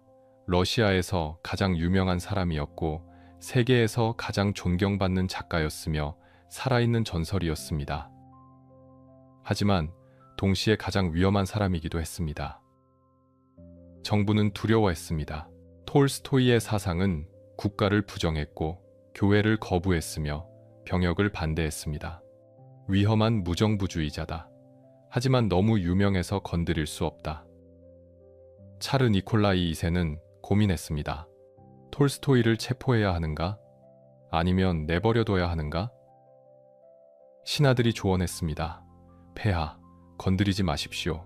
체포하면 전 세계가 러시아를 비난할 것입니다. 순교자로 만들 뿐입니다. 그래서 감시만 했습니다. 경찰이 야스나야 폴야나 주변에 배치되었고 편지를 검열했으며 방문객을 기록했습니다. 톨스토이는 알았지만 개의치 않았습니다. 감시하고 싶으면 하라. 나는 진실을 말할 것이다. 젊은이들이 몰려들었습니다. 전국에서 왔습니다. 대학생, 예술가, 농민, 노동자들이 톨스토이를 보려고 야스나야 폴야나로 찾아왔습니다. 조언을 구했고 가르침을 받고 싶어 했으며 영감을 얻고자 했습니다. 톨스토이는 모두를 만났습니다. 귀족도, 농민도, 학생도, 노인도 차별하지 않았습니다. 대화했고 들어줬으며 격려했습니다. 어떻게 살아야 합니까? 양심에 따라 살아라. 진실을 말하고 폭력을 거부하고 단순하게 살아라. 군대에 가야 합니까? 네, 양심이 거부한다면 가지 마라. 감옥에 가더라도 살인자가 되지는 마라. 교회에 가야 합니까? 의례는 중요하지 않다. 중요한 것은 사랑이다. 원수를 사랑하고 이웃을 사랑하고 진실을 사랑하라. 단순한 말들이었습니다. 하지만 강력했고 사람들의 삶을 바꿨으며 운동이 되었습니다. 병역 거부자들이 생겼습니다. 젊은이들이 징집을 거부했습니다. 톨스토이의 가르침을 따른다. 나는 죽이지 않겠다. 정부는 분노했습니다. 군사재판에 회부했고 감옥에 보냈으며 시베리아로 추방했습니다. 톨스토이는 그들을 변호했습니다. 편지를 썼고 기사를 썼으며 전 세계에 호소했습니다. 이들은 범죄자가 아니다. 양심에 따라 행동한 사람들이다. 해외 언론이 보도했습니다. 뉴욕 타임즈, 런던 타임즈, 파리의 신문들이 러시아를 비난했고 압력을 가했으며 정부는 난처했습니다. 두호보르파 사건이 터졌습니다. 두호보르는 러시아의 작은 종교 공동체였습니다. 평화주의자들이었고 병역을 거부했으며 단순하게 살았습니다. 톨스토이의 이상과 비슷했습니다. 정부가 탄압했습니다. 마을을 습격했고 남자들을 체포했으며 여자와 아이들을 괴롭혔습니다. 참혹한 박해였습니다. 톨스토이는 들었습니다. 분노했고 행동하기로 했으며 도와주기로 했습니다. 1898년 계획을 세웠습니다. 두오보르를 캐나다로 이주시키자. 거기서 자유롭게 살게 하자. 돈이 필요했습니다. 큰 돈이 필요했는데 수천 명을 이주시키려면 막대한 비용이 들었습니다. 톨스토이는 결정했습니다. 부활을 팔겠다. 10년간 써온 소설이었습니다. 아직 완성되지 않았지만 출판사들이 갈망했고 큰 돈을 받을 수 있었으며 이것을 두오보르를 위해 쓰기로 했습니다. 서둘러 완성했습니다. 이른한 사례 노인이 밤낮으로 썼고 건강을 해치면서도 썼으며 마침내 끝냈습니다. 출판했고 수익금 전부를 두오보르 이주 비용으로 썼습니다. 수천 명이 캐나다로 갔고 새로운 삶을 시작했으며 구원받았습니다. 전 세계가 감동했습니다. 톨스토이는 진짜 성인이다. 말만이 아니라 행동한다. 하지만 소피아는 분노했습니다. 그 돈은 우리 가족 것이었습니다. 당신이 무슨 권리로 다 줘버립니까? 그들은 살기 위해 필요했소. 우리는 이미 충분히 가졌소. 충분하지 않습니다. 자식들, 미래는요? 끝없는 싸움이었습니다. 1900년 교회가 톨스토이를 파문했습니다. 공식 성명이었습니다. 레프 톨스토이는 정교회를 부정하고 그리스도의 신성을 의심하며 성찬을 거부한다. 그는 더 이상 교회의 일원이 아니다. 전 세계가 충격받았습니다. 러시아에서는 시위가 일어났습니다.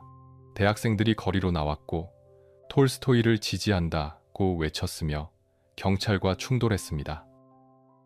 해외에서는 항의가 쏟아졌습니다.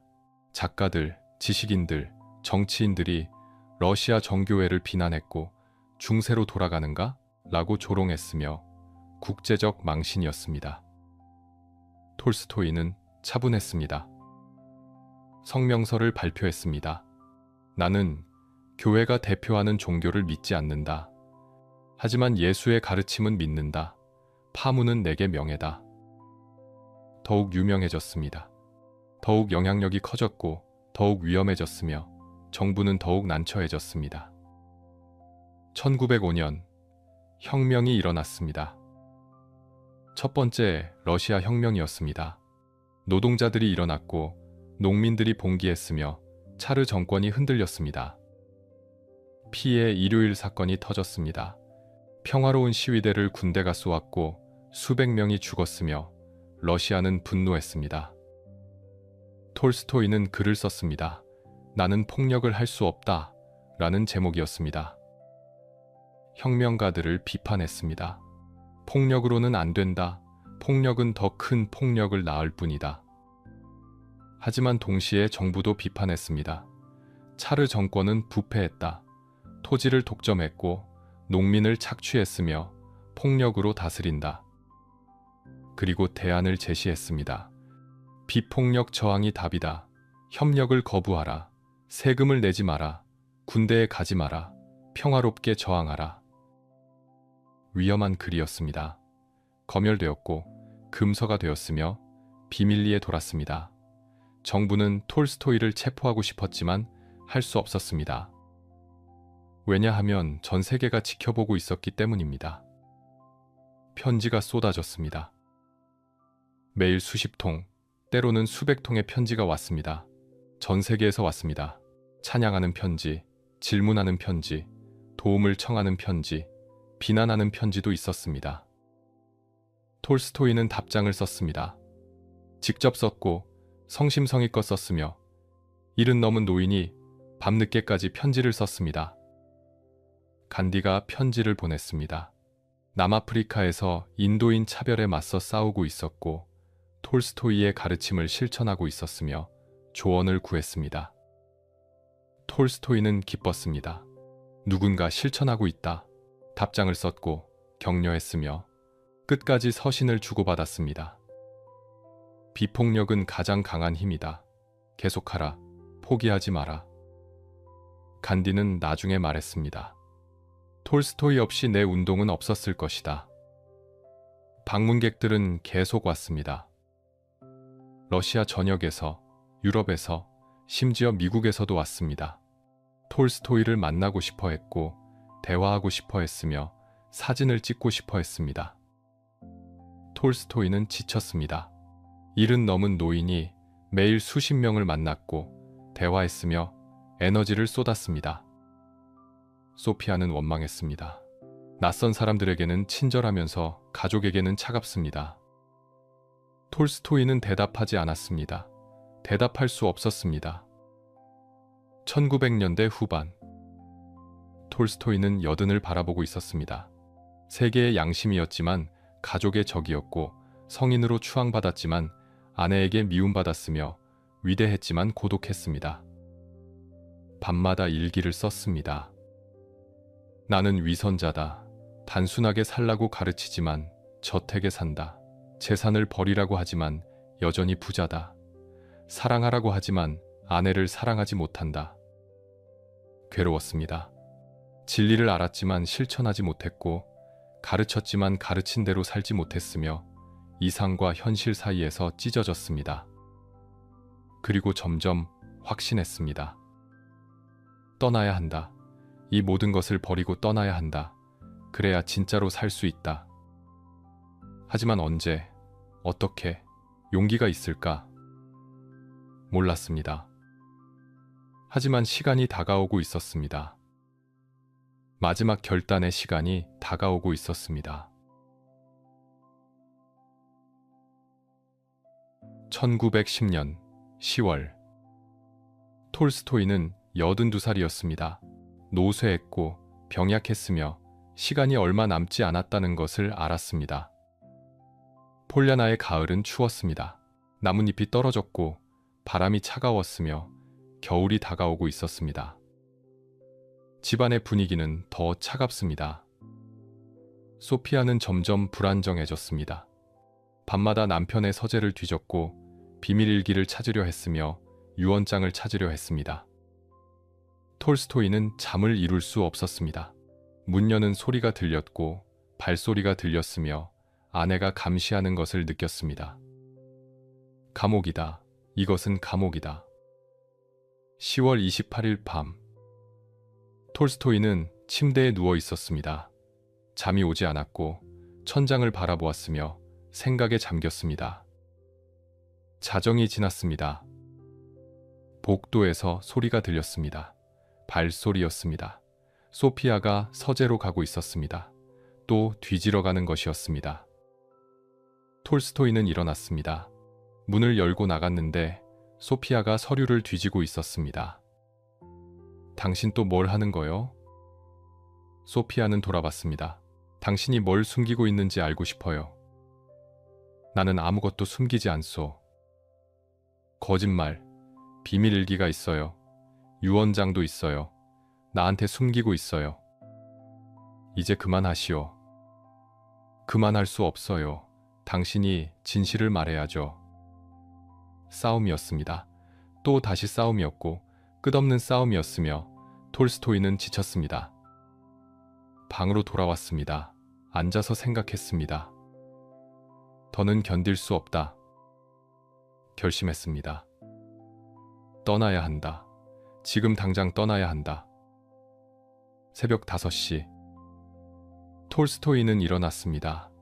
조용히 옷을 입었고 간단한 짐을 챙겼으며 서재로 갔습니다. 편지를 썼습니다. 소피아에게 남기는 편지였습니다. 나는 떠난다. 이것이 최선이다. 용서하라. 짧았습니다. 더 쓸 말이 없었고 설명할 수 없었으며 그저 떠나야 했습니다. 막내딸 알렉산드라를 깨웠습니다. 나는 떠난다. 짐을 정리해주고 뒤따라 오너라. 알렉산드라는 놀랐지만 준비되어 있었습니다. 아버지가 언젠가 떠날 것을 알았습니다. 조용히 짐을 챙겨주었고 아무 말 하지 않았으며 눈물을 참았습니다. 의사 마코비츠키를 불렀습니다. 톨스토이의 주치의였고 충실한 추종자였으며 동행하기로 했습니다. 새벽 6시. 마차가 준비되었습니다. 두 사람이 탔습니다. 톨스토이와 의사뿐이었습니다. 알렉산드라는 문간에 서서 지켜봤습니다. 아버지를 혼자 보내야 했고 뒤따라갈 것이었지만 지금은 그저 바라볼 수밖에 없었습니다. 마부가 채찍을 휘둘렀고 마차가 움직였으며 82살의 노인은 홀로 어둠 속으로 사라졌습니다. 톨스토이는 뒤를 돌아봤습니다. 어둠 속에 저택이 보였습니다. 60년을 산 곳이었고 자식들을 키운 곳이었으며 위대한 소설들을 쓴 곳이었습니다. 눈물이 났습니다. 82살 노인의 눈에서 눈물이 흘렀습니다. 잘 있거라. 역에 도착했습니다. 기차표를 샀고 기차를 탔으며 출발했습니다. 어디로? 확실하지 않았습니다. 처음에는 여동생이 사는 수도원으로 가려 했습니다. 샴르디노 수도원이었고 마리아 수녀가 있었으며 거기서 조용히 지내려 했습니다. 기차 안에서 앉아 있었습니다. 창밖을 바라봤고 러시아 풍경이 지나갔으며 자유를 느꼈습니다. 드디어 자유다. 드디어 벗어났다. 하지만 동시에 죄책감도 느꼈습니다. 가족을 버렸고 아내를 버렸으며 도망친 것이었습니다. 이것이 옳은가? 성인이 도망치는가? 알 수 없었습니다. 하지만 돌아갈 수는 없었습니다. 야스나야 폴리아나에서는 아침이 되었습니다. 소피아가 일어났습니다. 남편 방으로 갔는데 비어 있었습니다. 편지가 있었고 읽었으며 비명을 질렀습니다. 떠났어요. 남편이 떠났어요. 집안이 발칵 뒤집혔습니다. 자식들이 모였고 하인들이 달려왔으며 어찌할 바를 몰랐습니다. 소피아는 히스테리를 부렸습니다. 찾아야 해요. 어디 갔는지 찾아야 한다고요. 연못으로 달려갔습니다. 물에 뛰어들려 했고 사람들이 막았으며 끌어냈습니다. 죽을 거예요. 남편 없이는 못 살아요. 전보를 보냈습니다. 사방으로 전보를 쳤고 톨스토이를 찾으려 했으며 경찰에도 신고했습니다. 언론이 알았습니다. 톨스토이가 집을 떠났다는 소식이 퍼졌습니다. 러시아 전역이 놀랐고 전 세계가 관심을 가졌으며 기자들이 움직이기 시작했습니다. 톨스토이 실종. 대문호 82살의 가출. 어디로 갔는가? 톨스토이는 기차를 갈아탔습니다. 샴르디노 수도원에 도착했습니다. 여동생 마리아를 만났고 포옹했으며 울었습니다.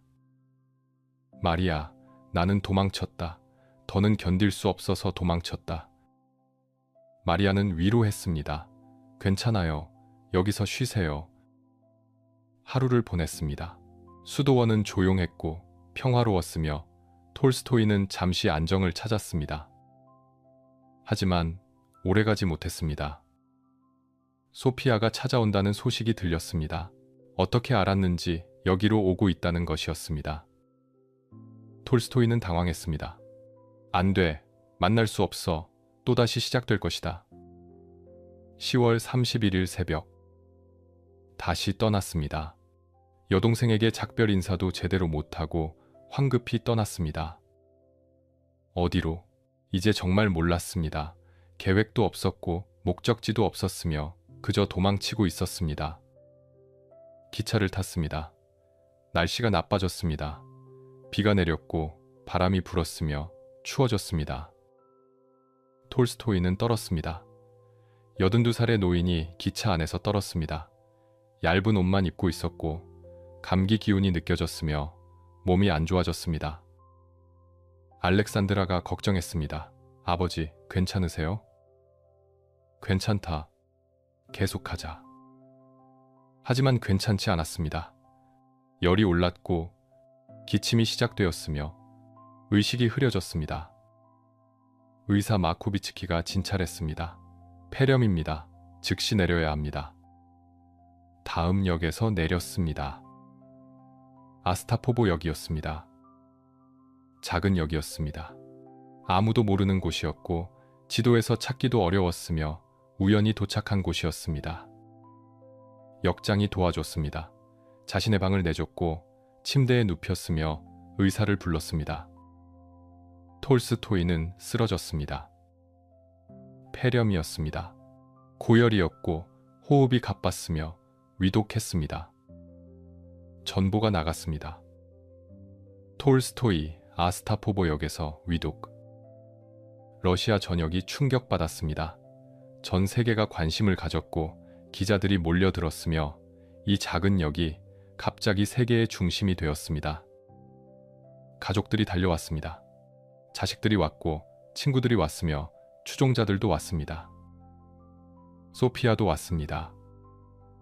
하지만 들어갈 수 없었습니다. 톨스토이가 의식이 있을 때 말했습니다. 아내를 들이지 마라. 만나고 싶지 않다. 잔인했습니다. 48년을 함께 산 아내를 마지막 순간에도 거부했습니다. 소피아는 역 밖에서 울었습니다. 창문으로 들여다보았고 망원경으로 지켜봤으며 절규했습니다. 남편, 제발 한 번만 만나게 해주세요. 하지만 문은 열리지 않았습니다. 톨스토이는 역장실 침대에 누워 있었습니다. 의식이 왔다 갔다 했고 숨이 가빠졌으며 죽어가고 있었습니다. 전 세계가 기다렸습니다. 신문들이 속보를 냈습니다. 톨스토이 임종 가까워져. 톨스토이 의식 잃음. 세계가 숨죽이며 지켜봄. 역 밖에는 수백 명이 모였습니다. 기자들, 사진사들, 경찰, 추종자들, 구경꾼들이 모였고 이 작은 역을 둘러쌌으며 마지막 순간을 기다렸습니다. 역장실 안에서 톨스토이는 숨을 헐떡였습니다. 열이 치솟았고 환각이 보였으며 중얼거렸습니다. 진리를 찾아야 어떻게 사는가? 마지막까지 질문하고 있었습니다. 그리고 시간이 다가오고 있었습니다. 마지막 시간이.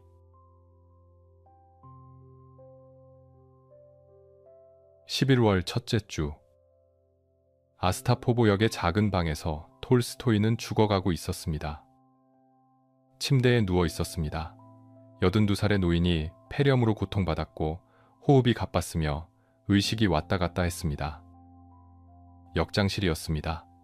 작은 방이었고 침대 하나와 의자 몇 개가 전부였으며 창문으로는 기차역 플랫폼이 보였습니다.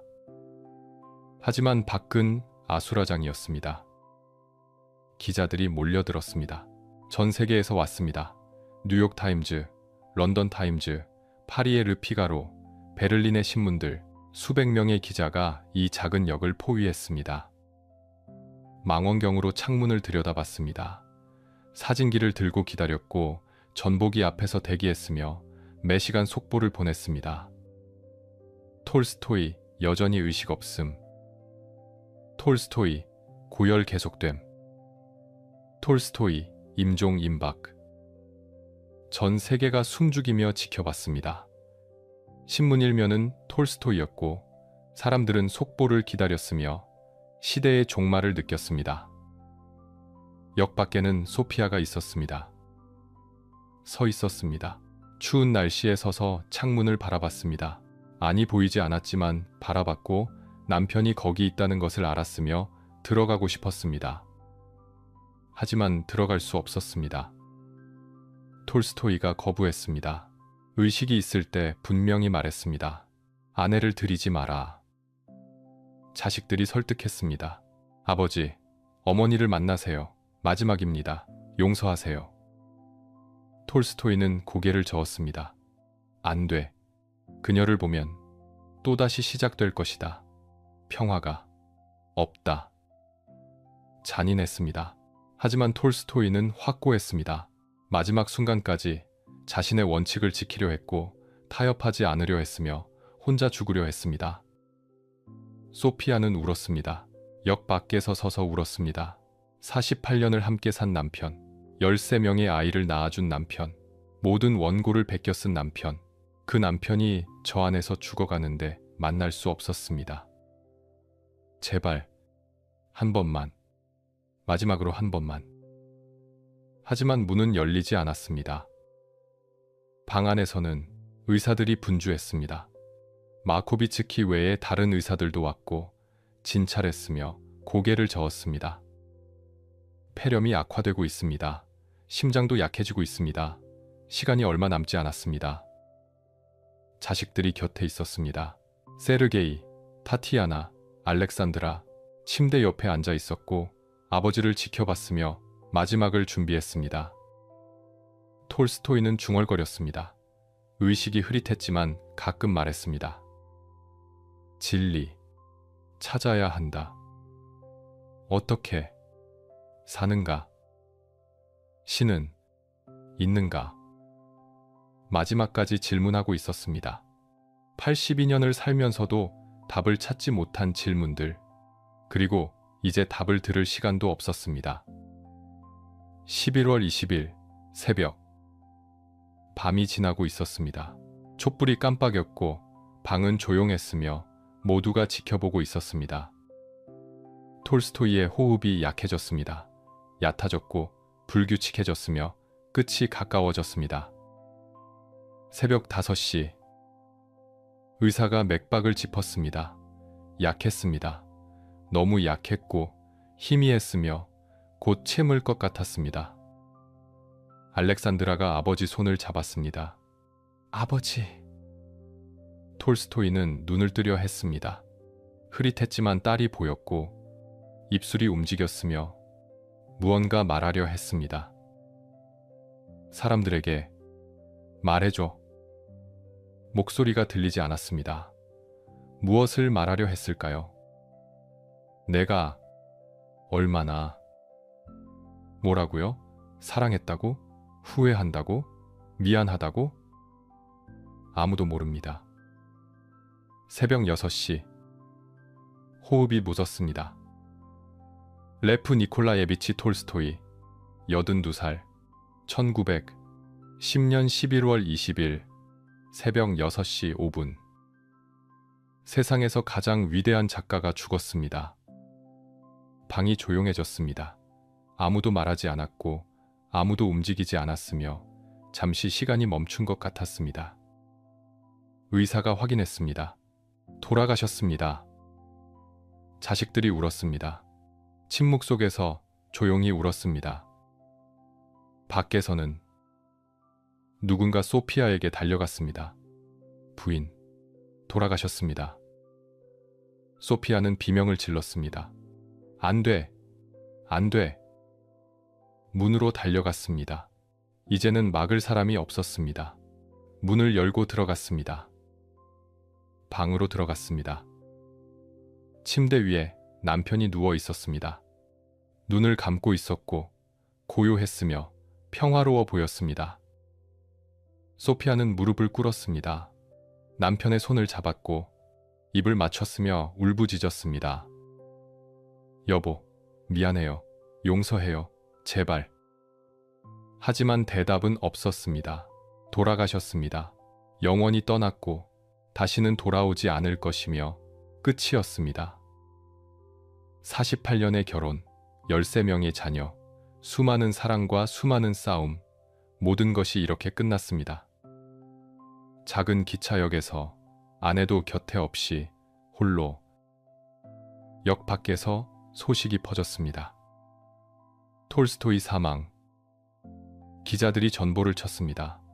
전 세계로 속보가 나갔고 신문들이 호해를 냈으며 사람들이 눈물을 흘렸습니다. 러시아에서는 추모 물결이 일었습니다.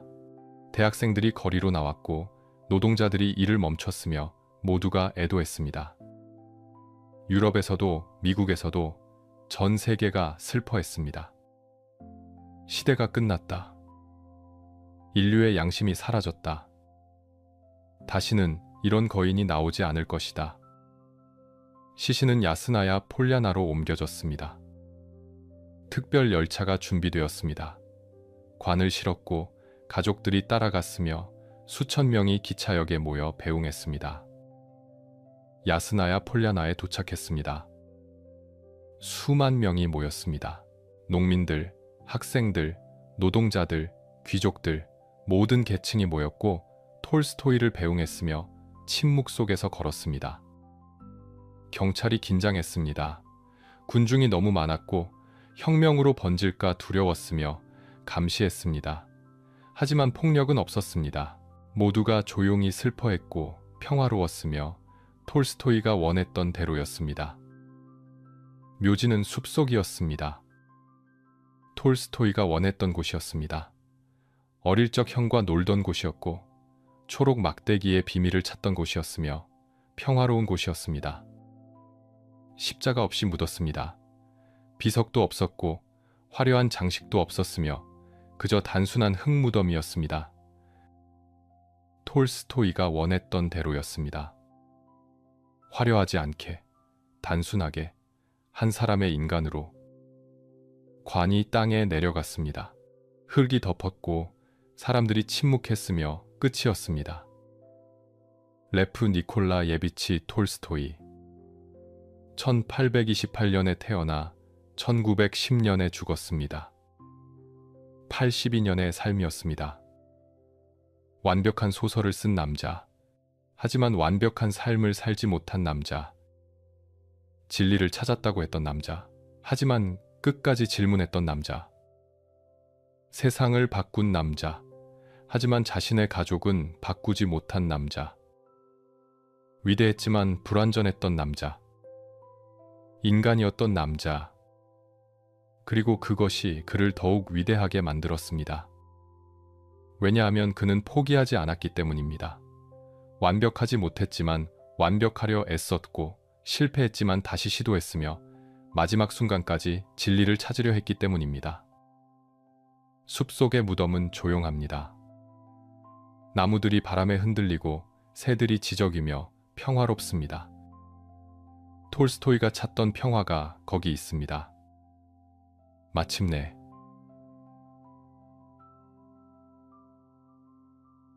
야스나야 폴야나의 숲속.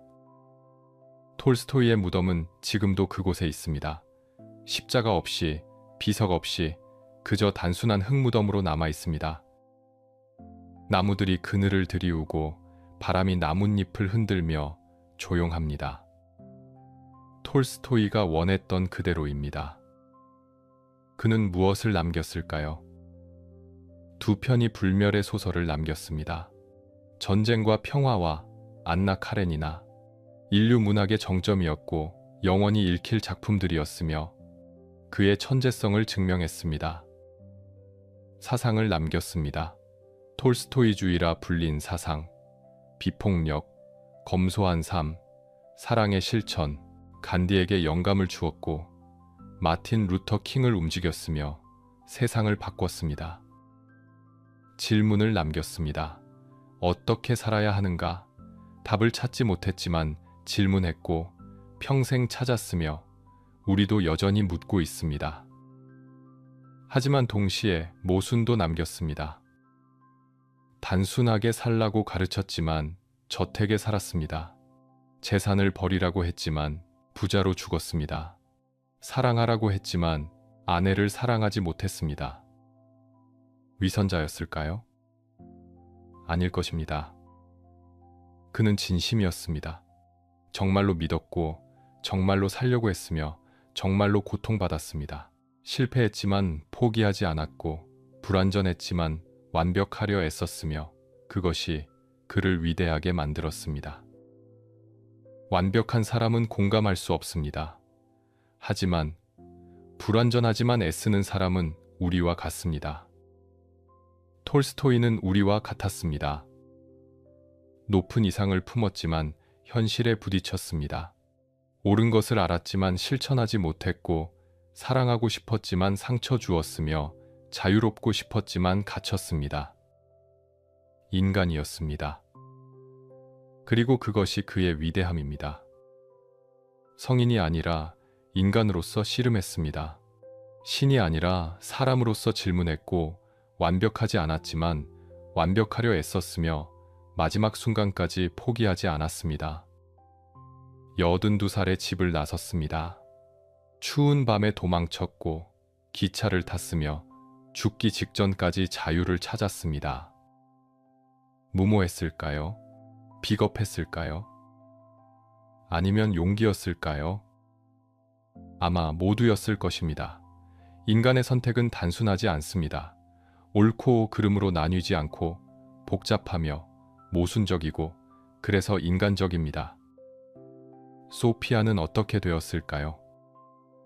남은 9년을 슬픔 속에서 살았습니다.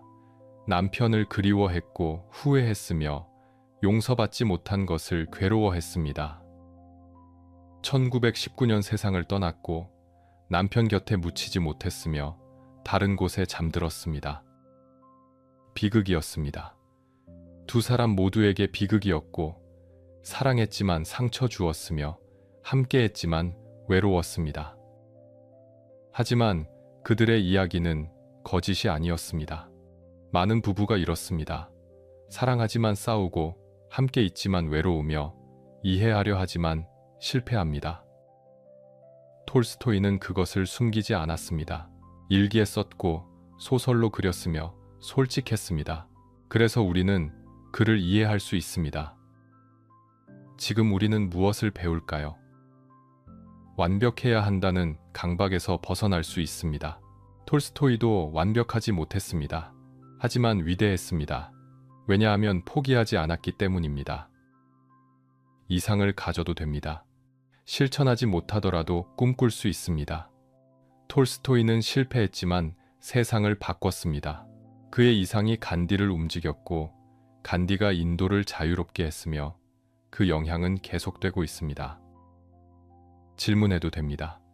답이 없어도 물을 수 있습니다. 어떻게 살아야 하는가? 톨스토이는 답을 찾지 못했지만 질문했고 그 질문이 수많은 사람에게 의미를 주었습니다. 그리고 무엇보다 인간이어도 됩니다. 실수해도 모순되어도 불완전해도 됩니다. 그것이 우리이고 그것이 삶이며 그 안에서 최선을 다하는 것이 위대함입니다. 톨스토이는 그렇게 살았습니다. 완벽한 소설을 썼지만 완벽한 삶은 살지 못했습니다. 하지만 그래도 괜찮습니다. 왜냐하면 그는 멈추지 않았기 때문입니다. 82년을 살면서 끝까지 질문했습니다. 끝까지 찾았고 끝까지 애썼으며 마지막 순간에도 진리를 중얼거렸습니다. 그것이 답입니다. 완벽해지는 것이 아니라 찾는 것입니다. 도착하는 것이 아니라 여행하는 것이고 완성하는 것이 아니라 계속하는 것입니다. 톨스토이는 여전히 우리에게 말합니다. 책을 통해서, 사상을 통해서, 그리고 무엇보다 그의 불완전한 삶을 통해서 말합니다. 나처럼 살지는 마라. 하지만 나처럼 찾아라. 포기하지 마라. 질문하라. 그리고 끝까지 애써라. 야스나야 폴야나의 숲속. 무덤은 조용합니다. 하지만 그의 목소리는 여전히 들립니다. 그의 질문은 여전히 울립니다. 그의 이야기는 여전히 살아 있습니다. 왜냐하면 그것은 우리의 이야기이기도 하기 때문입니다. 불완전하지만 위대한, 모순적이지만 진실한 인간의 이야기.